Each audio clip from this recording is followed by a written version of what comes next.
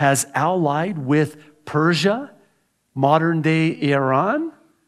And so with Russia and Iran at the helm, they are going to form this alliance of nations, which we have sort of grocery listed in Ezekiel 38, and they will move against and attack Israel with nuclear weapons.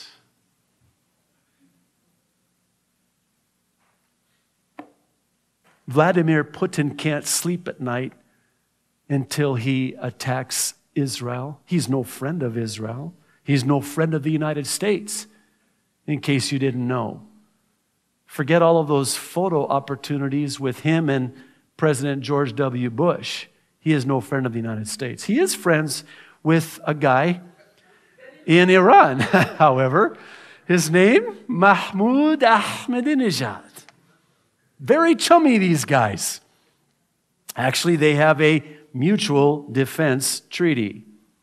And, of course, they are, for lack of a better way of saying it, you'll forgive the expression, in bed together, married together, with a common goal of destroying Israel.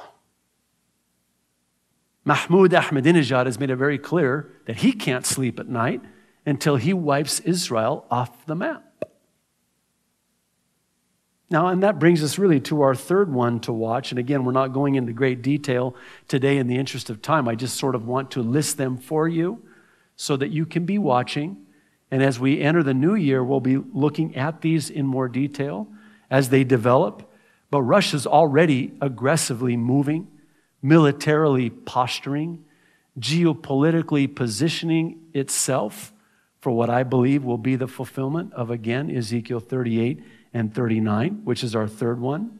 Iran's Ayatollah Khamenei and President Mahmoud Ahmadinejad will continue fulfilling their Islamic eschatology.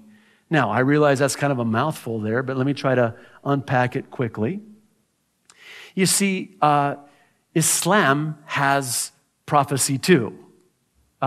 It's a little bit different than ours, actually quite a bit different than ours, but there are some interesting parallels to ours, like a coming Messiah, known as the 12th Mahdi, the 12th Imam, the hidden Imam. Who is this guy? Well, he's supposed to come and bring peace for, get this, 7 years. Oh, what a coincidence. We happen to have a prophecy in the book of Daniel, chapter 9, verse 27, that describes this man who comes on the scene and confirms a covenant for 7 years.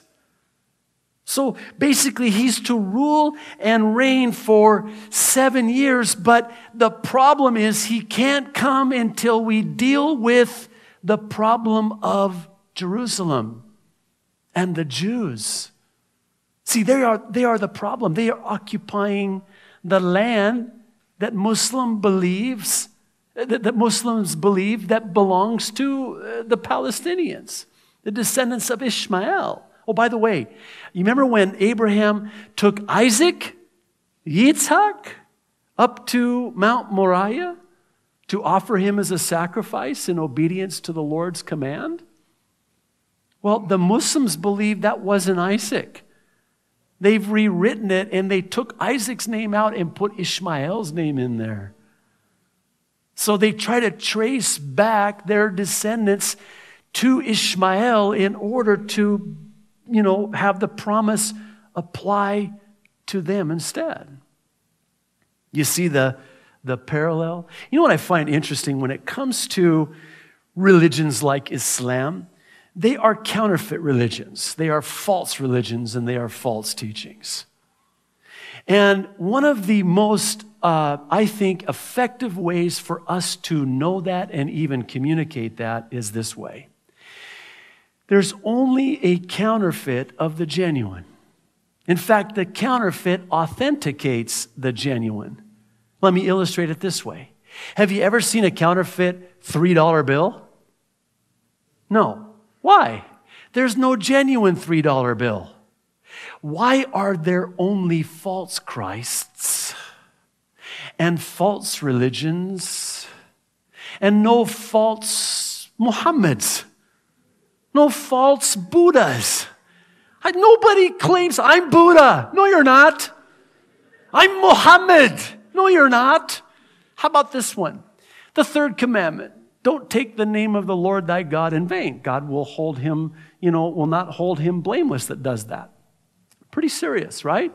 Have you ever had anybody, when they've hurt themselves, say, oh, Buddha? I've never had anybody do that. Why don't they take Buddha's name in vain? Hey, come on, let's include other religions here. How about Muhammad? How come nobody ever says, oh, Muhammad? No, it's only Jesus. It's only the Lord's name they take in vain. Why? Because he's God. Why don't they take Buddha's name in vain? He's not God. Why don't they take Muhammad's name in vain? He's Allah. Allah. How come they don't take Allah's name in vain? He's not God. He's not the true and living God. See, the counterfeit authenticates the genuine.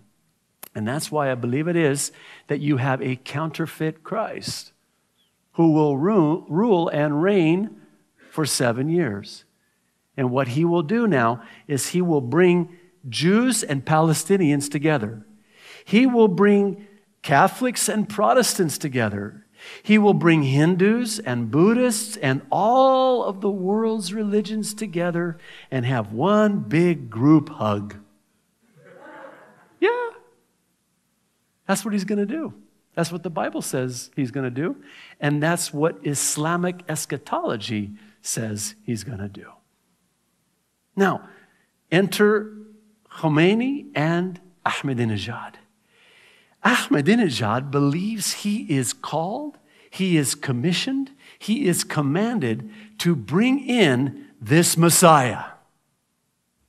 And it is incumbent on him to do something about Israel, creating this chaos so that the Imam, the Messiah, can come. He can't come until Mahmoud Ahmadinejad and the Ayatollah Khomeini fulfill the prophecy that they believe they are called and even commanded. It's their destiny to fulfill.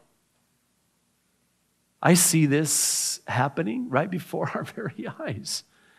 I can't believe how much he was mouthing off during Christmas. I saw the ticker tape. I almost killed my television set. The ticker tape. Mahmoud Ahmadinejad said if Jesus was here, he would condemn the occupiers, talking about, the Christians and the Americans and and even Israel. I just think to myself, I don't want to be you when you're standing before him. Oh, excuse me, you won't be standing before him. You'll be bowing before him. Your knee will be bended, and your tongue will confess that Jesus Christ is Lord. He is Lord of lords, and he is King of kings. Watch Gaza. Watch Hamas. Watch Putin. Watch Ahmadinejad. They are, I believe, doing what we were told they would do in the last days before the Lord's return. I'm reminded of what Jesus said. Luke's gospel records it, chapter 21, verse 28. He said, when you see these things begin to come to pass, then look up and lift up your head and know your redemption draweth nigh. Could the Lord come back this year? Very possibly. No man knows the day or the hour. I like to live my life this way. I want to be as ready for the Lord's return as if it were today, as I would be if it were not another 10 years from now. I want to occupy till he comes. But I don't want to have any unfinished business down here. See, the Lord told us what is going to happen before it happens, so when it happens, not only would we know that he is God, but we would not be caught off guard when he comes for us. Everything that's taking place are just pieces in the prophetic puzzle and God's prophetic program.